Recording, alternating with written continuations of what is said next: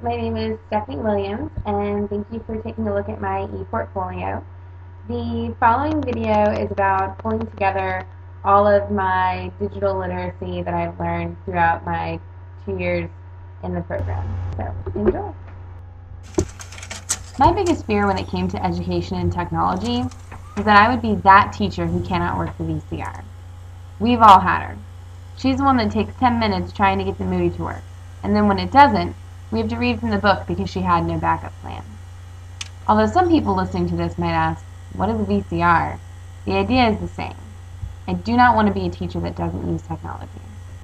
When I first entered the English education program, people were constantly talking about digital and 21st century learners and how imperative it was to reach them. Needless to say, I was shaking in my boots. What the heck is a digital learner? What is a blog?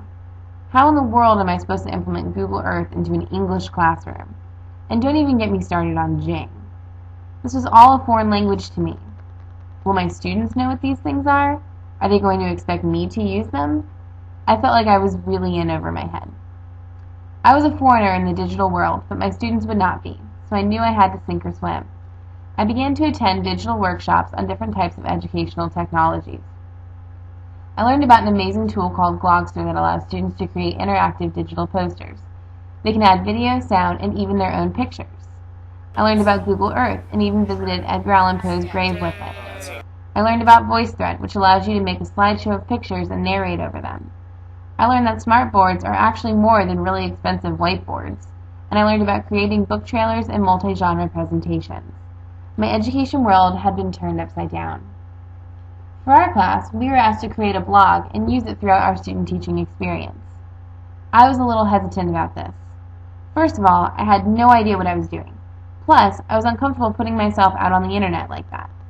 You hear all about the bad things that can happen when your information is on the web, so I was slightly concerned. We also had to do weekly vlogs and upload them through YouTube to put on our blog site. Once again, I was worried about putting myself out on the internet. I wasn't sure what to expect, and I was very nervous. Little did I know that this would be one of the most valuable experiences in my education. Not only was this a means of reflection, but being forced to use the internet so much has taught me how to navigate and how to troubleshoot. Before, when I had a technology issue, I immediately gave up because I literally had no clue what I was doing. I'm no guru now, but I have a much better sense of why and how things work, so now I know which avenues to take in order to correct certain situations.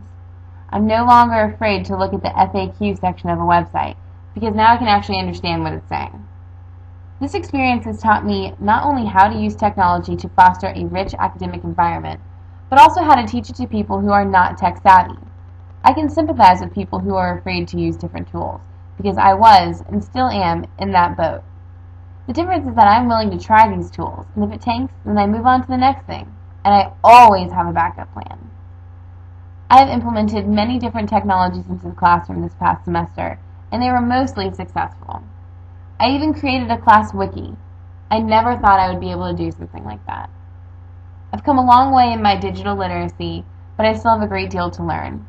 I hope to continue taking classes about new technologies and how to use and implement them. I would like to continue blogging with my cohort even after we go our separate ways.